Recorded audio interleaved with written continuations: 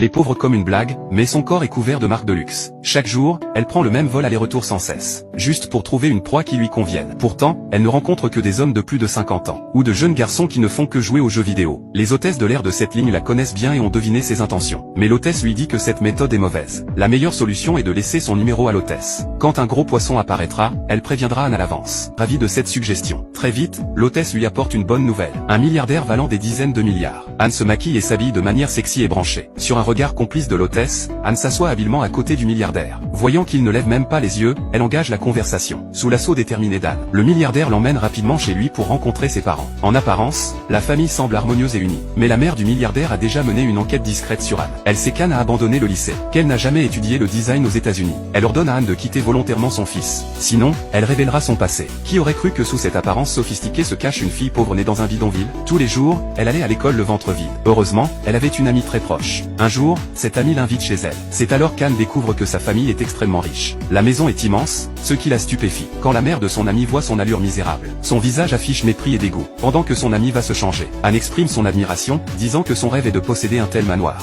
Mais la mère rétorque en riant, une comme toi ne pourrait pas l'acheter en 10 vies. Anne tremble